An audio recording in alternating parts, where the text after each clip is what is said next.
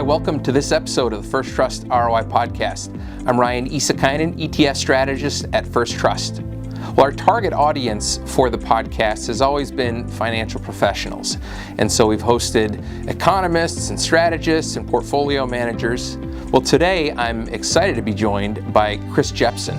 Chris is the Chief of Advisor Consulting Group at First Trust, and his job is to advise financial professionals on what makes their business more productive, more efficient. He has spent the last couple decades studying success. And so that's what we're going to talk about today. What are some of the attributes that make a successful financial practice? Thanks for joining us on this episode of the podcast.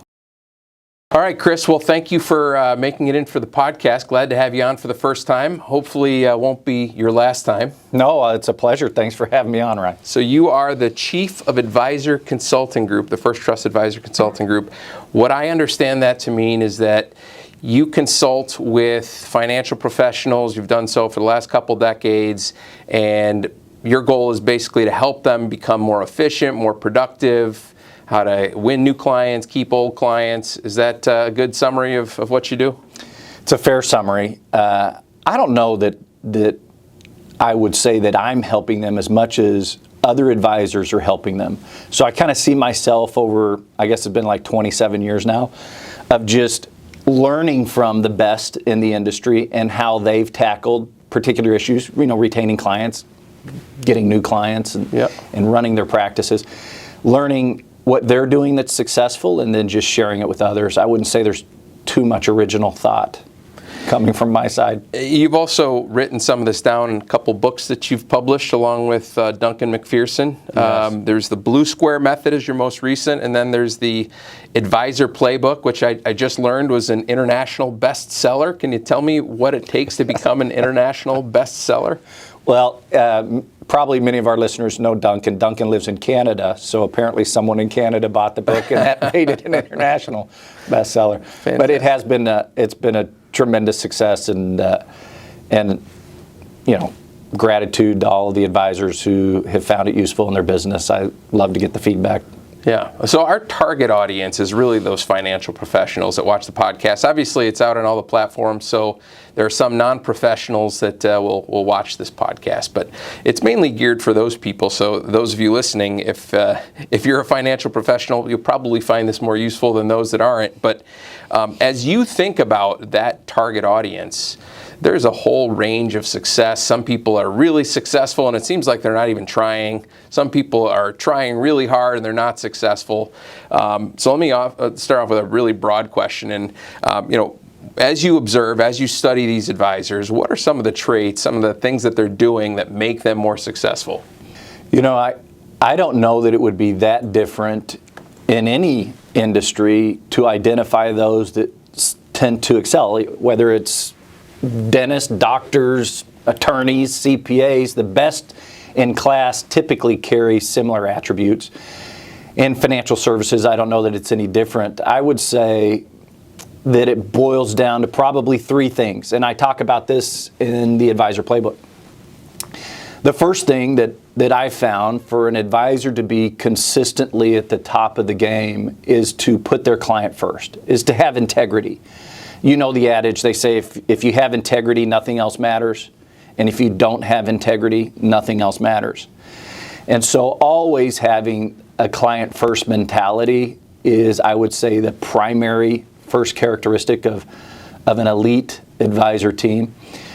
The second would be, they're competent. They're technically proficient. They don't take it lightly what they do. They're always on the lookout for whether it's solutions that they could bring to the client that are better, or kind of staying up to date on what's working on the solution side of things for their clients.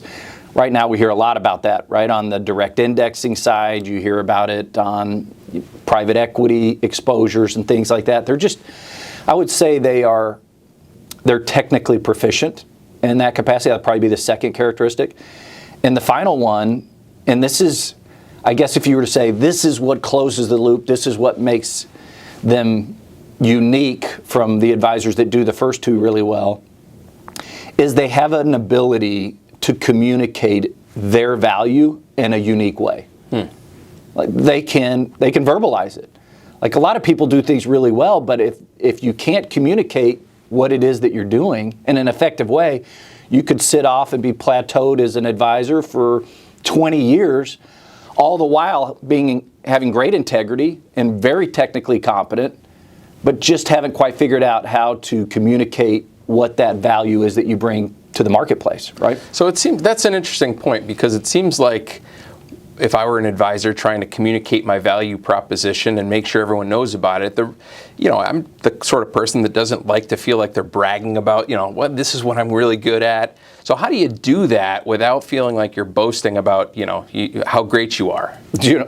I think that's, once again, not just related to financial services. Any fee-for-service professional would probably feel a similar strain or stress, but there are techniques for doing that. I try to encourage advisors when someone asks, so what makes you different?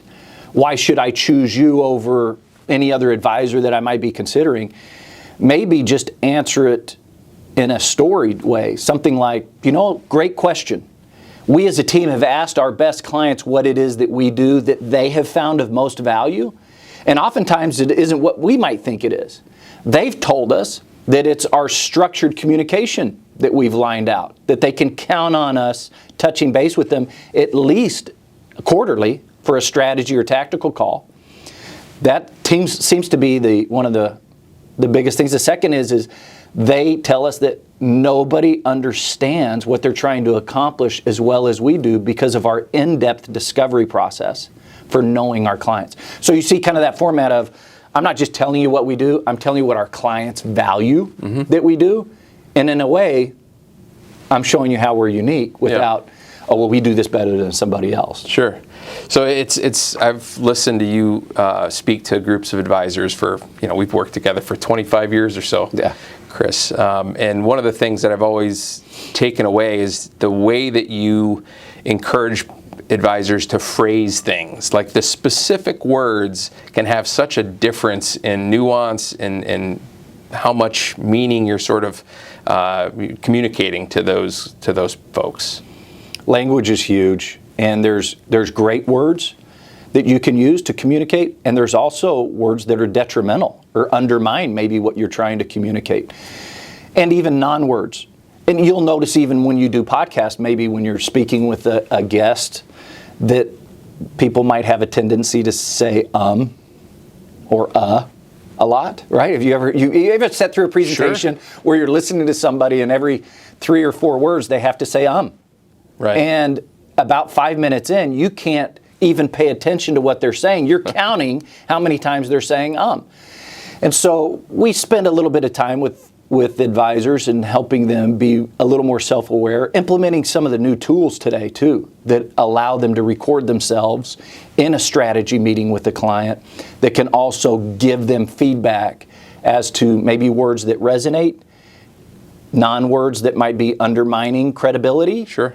I can't tell you, especially early on in my career when I would do more public speaking, that I wasn't as familiar with it and hadn't done it as much, and I'd watch myself record it, and I was shocked at how many of those, and I watch myself on podcasts, and I still pick it up occasionally, and it drives me crazy, but at least you're aware of it. Well, it's not until you record yourself. I mean, I think everybody who's ever played golf and they're on the range, everybody knows they're swinging like Tiger. That's right. And then you watch the video and you're like, I don't know who that is, but that's not my swing. So it's the same thing in speaking, and I encourage people to record themselves, and they can self-diagnose for the most part on where it's coming off the rails. One of the great things about this industry, financial services, giving advice to people, is the way that it evolves over time, and with that you've got new opportunities but also new challenges. And I'm curious, as you talk to advisors, what are some of the biggest challenges that you're hearing that they're communicating to you? What are the challenges that they're facing? Well, we see some very serious headwinds coming, but those that foresee them will find them as tailwinds. Artificial intelligence would be the one that I'm speaking about most with the teams that I'm working with. is going to be an incredible tailwind for the advisor that embraces its capabilities.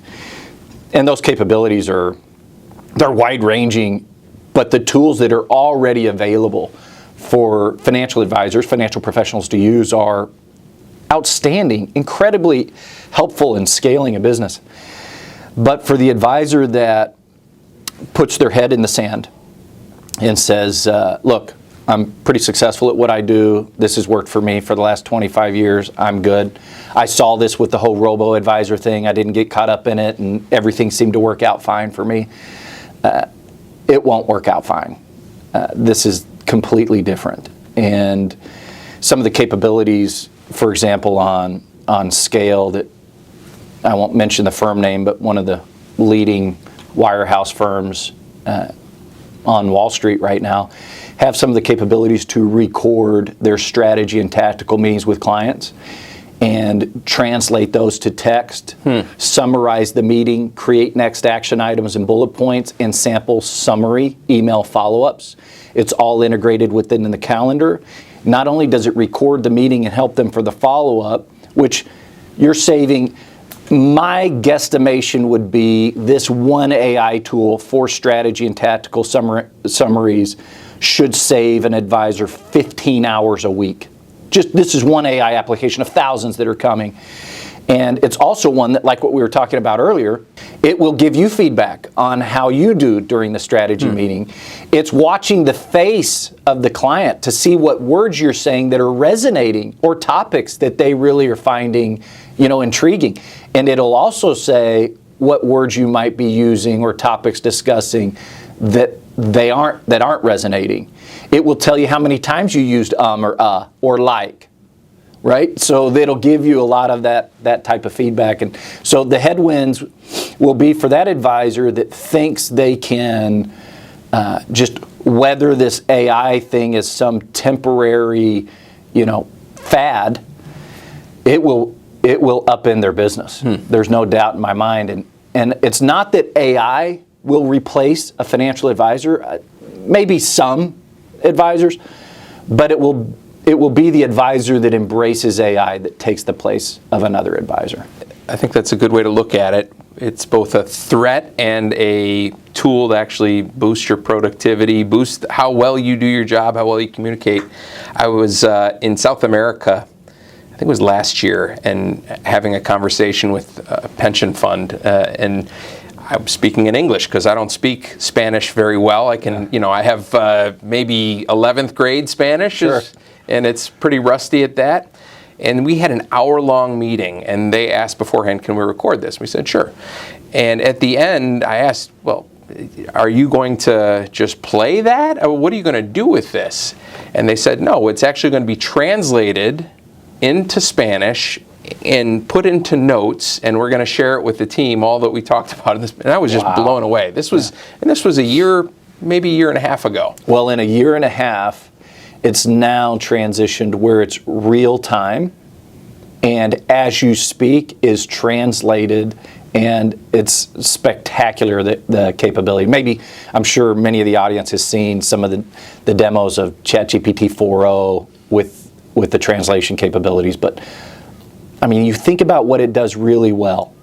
Like, what is AI really, really good at? And we hear about the language models, how you can have it write papers. People talk a lot about that side of things. And then people have fooled around with the art capabilities of it, it's fantastic what it's able to do there. But what it's really good at is taking massive amounts of metadata and looking at billions and trillions of algorithms of different pieces of data and creating predictable outcomes from that data. And if you think about what, as financial professionals, we're going to be able to do is, let's look at every single input that we possibly can and create the most predictable of outputs. That's what it does really well. So it's coming. And that advisor that relies more on the technical capabilities of differentiating themselves more than the relational abilities will have a more difficult time. So, Chris, do you think from a competitive advantage standpoint that the ability of an advisor to really be almost like a psychologist to help people make good decisions is one of the most important competitive advantages? I think everybody listening would be the first to tell you that we're in a relationship business.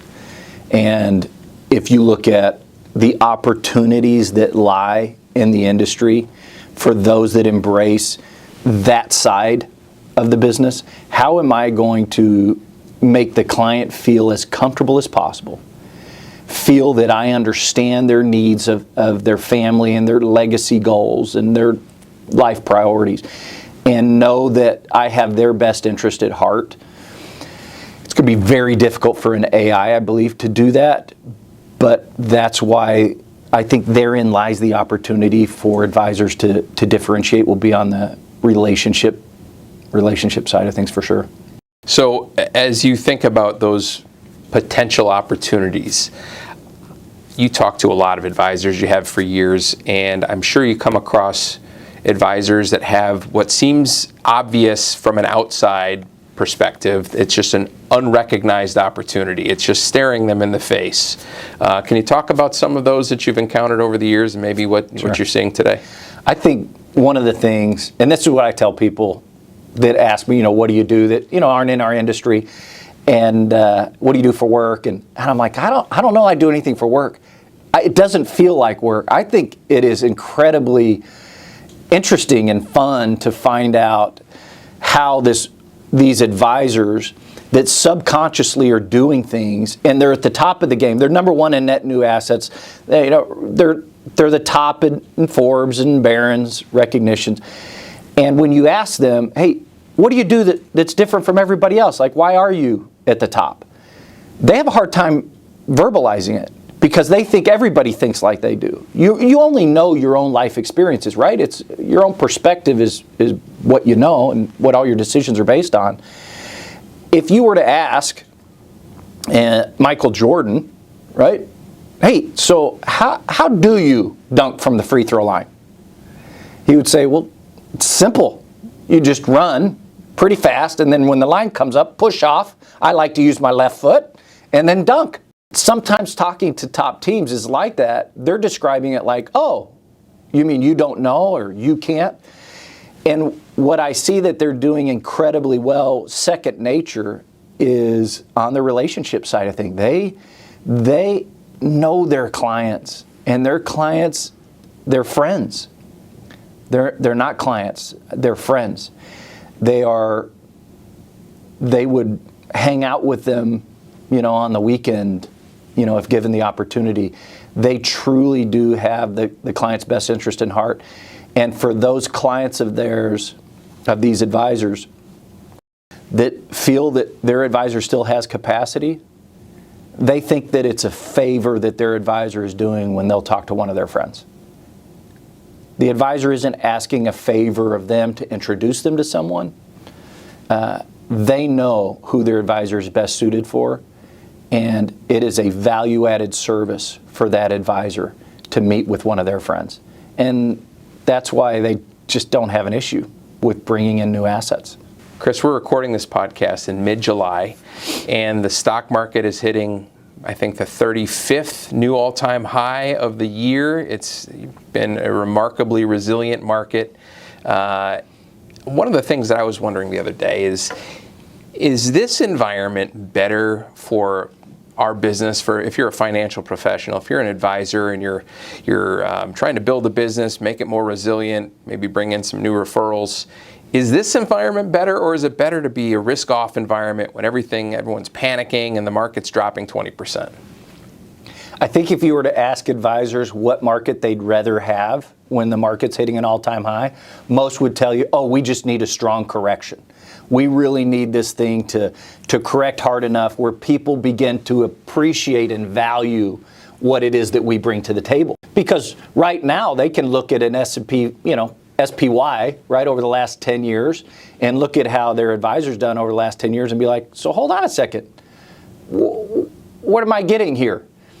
And for the advisor that communicates that their value is in some way related and they haven't future paced their value as something beyond just the return of the market, Those advisors that haven't done that, I think, would say they would love a good market.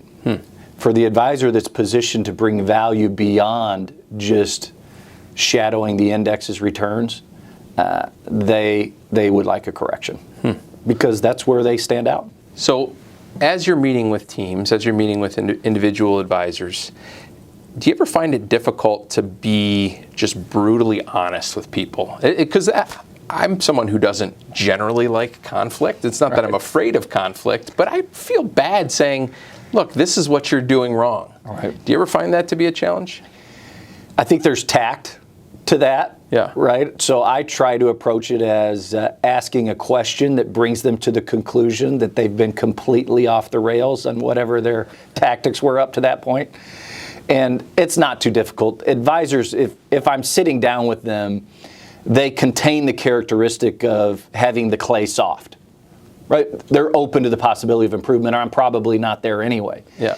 And so they're looking. And it's almost, if you go into the doctor and your back hurts, yeah, you're pretty open to the doctor telling you what you're doing that's hurting your back. So I haven't found that to be so much of a case.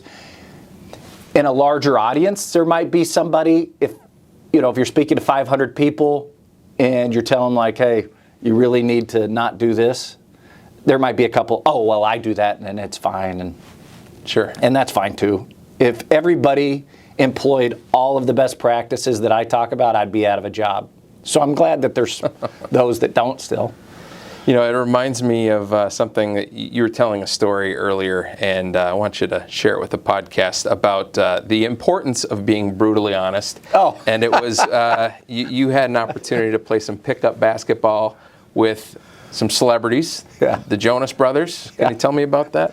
Yeah, I guess I don't know if this makes the cut or not, but it was back in the day when the boys were pretty popular, and we had a little neighborhood 3-on-3 tournament.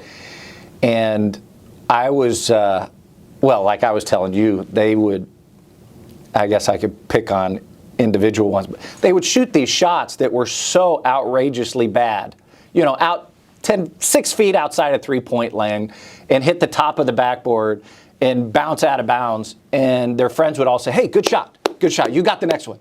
And they would just keep feeding them the ball. They wouldn't pass. They would shoot every time. It was like a black hole. You throw the ball and it's gone. You're not going to get it back. And I was like, isn't that interesting how easy it can be to fall into that trap of just surrounding yourself with people that won't be brutally honest, to open you up to the possibility that maybe you could be doing it differently. Yeah. And for the most part, like I said, that characteristic of top teams, they're pretty open, to getting better. Yeah, they're willing to take some constructive criticism and willing to maybe put I would guess they're not that great basketball players to this day because they haven't taken, but hey, maybe they have been enlightened. The other thing I wanted to ask you about, we're in a demographic period where there's this huge baby boom generation who's getting older. And over the next several years, there's going to be a big transfer of wealth from one generation to another. And this isn't something new. Obviously, this happens with each generation as they pass. And one of the things I wanted to ask you about was, when that happens, the advisor who has the parent and the children inherit that wealth, what are some of the best advice that you can give to them to maybe help them make that transition and to hopefully retain those kids as clients? I think one thing that a lot of people don't talk about when it comes to that, if you just think about it, right? So say you've got some parents, say they've got $5 million and 3 kids, right? So you have 2 clients, a husband and wife's got $5 million.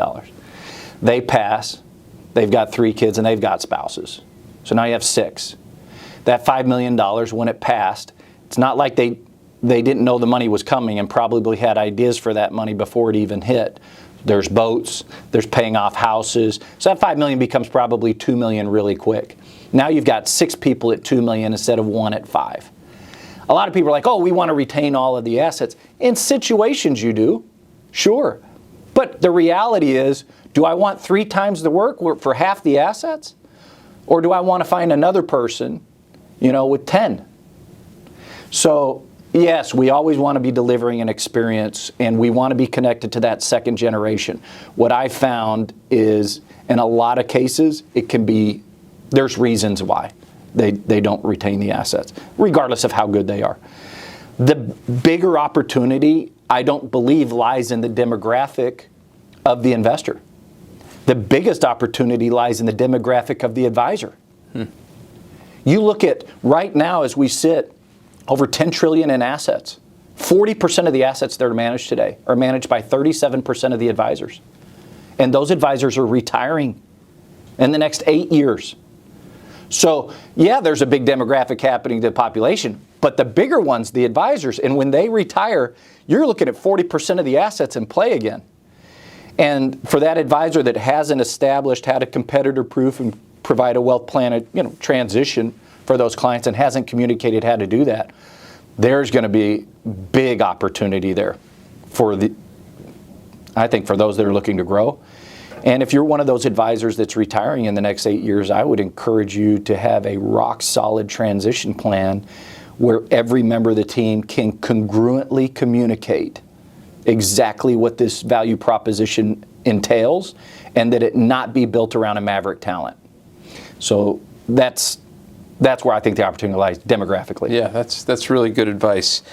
The other thing that I've heard you talk about through the years is helping advisors become more efficient in the way that they operate their practice. You talked a little bit about AI, but one of the things that I've found really interesting as I've listened to you talk has been really understanding what sorts of investments can make it into a portfolio. Can you talk a little bit about really having an inventory that's manageable? Because I think that's a really powerful thing that you've talked about. We talk about, and it's constantly in it, and it's an ongoing process. It's not a one and done event.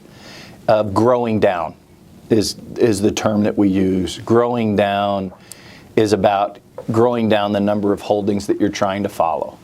We hear always a lot about Warren Buffett and his investment prowess. If you think about how many holdings that Mr. Buffett would hold, it's not vast. It's not near as much as a single mutual fund. So he's very focused in what he holds. He's yet diversified, but is responsible and vigilant over those holdings. So we talk a lot with advisor teams when we sit down with them and they're managing, say, $500 million in assets, and we say, all right, so if this $500 million was in all cash today, and you were to put it to work today, how many holdings would you be buying? And it's pretty refined. They're probably looking at 20, 25 holdings, but currently it's sitting in 500 holdings. What was it Mark Twain said? Put all your eggs in one basket, but then watch the basket. Mm-hmm. So we talk a lot about growing down, and also growing down is about knowing and working with those clients, those friends that fully understand and appreciate what it is that you do and are willing to implement your advice. That's kind of the litmus test. Stop spinning your wheels with folks that aren't willing to follow your advice. And I don't say that selfishly. I say that more altruistically, that if a client isn't willing to follow your advice, you mentioned earlier, this is July now, mid-July. We're hitting all-time highs in the market. We got interest rates right now in flux. Nobody knows what the next move is going to be. We've got geopolitical tension, an assassination attempt on a president. We've got geopolitical tensions like we've never seen before. A lot of things in flux right now. And if you've got somebody that isn't willing to follow your advice, try to convince me that means they don't need advice. They need advice. And if it's not yours that they'll follow, I would say care enough about them to help them find someone whose advice they will follow, because they're going to need it. And so we have those conversations. We refine down our number of households to those that fully appreciate and understand the value. Now, let me push back on that for a second, because Sure. There's some advisors that are listening to this and they're saying, well, that's easier said than done. This is a really difficult client who's also my second biggest client, who's got a lot of wealth. Should they still be finding a better advisor for them that will listen to their advice, or is there a line at which maybe that's not as cut and dry? The beauty of this business, one of my favorite things of this business, is that you can set the rules you live by. So an advisor has that discretion to be able to make that choice. But I think everybody would tell you, if someone's not taking your advice, how are you helping them? Are you a means of execution then? If you're a means of execution, then you are at the discretion of price. You're a commodity. No advisor worth their salt wants to be considered a commodity. And so we would emphasize that you have a great talent, you're technically proficient, you have integrity in place, you're able to communicate your value, find those that appreciate it. We only go around once in this life. And why spend it with people that stress you out, that won't follow what it is that you're asking them to do? Life's too short. And I haven't found an exception to that yet in 27 years of an advisor that did disassociate with somebody that was a troublesome type relationship and weren't grateful that they did and didn't replace them with a gold filling. So maybe a little bit of pain in the near term, but for the long-term building of a business that you enjoy, that you feel rewarded, you've got your integrity intact, you think it's worth it? Absolutely. Yeah. No question. And I do get that it would be difficult. But it's a matter of time anyway. If you are a means of execution, if they don't take your advice, they may be a good client now. They won't be tomorrow. It's a matter of time. They're not dumb. They didn't get to that point of having all of those assets without understanding that I'm not paying anyone if they're not bringing value to the table. Your advice is your value. So Chris, one of the questions that I like to ask guests of the podcast is what you're reading. Whether it's an audio book, whether it's a paper book. I know you're on the road a lot. When I'm on the road, I tend to listen to audio books, and then when I'm sitting on an airplane, I open up my paper book. Is there anything you've read recently that you would recommend? I'll do two. I'll recommend a podcast that I listen to that I really like, and that's Morgan. Is it the First Trust ROI podcast? Yes, that's a good one too. Okay. It's a good one. But Morgan Housel's, I don't know if you listen to him. He has a wonderful podcast, wrote Psychology of Money. Some good books. Really good read.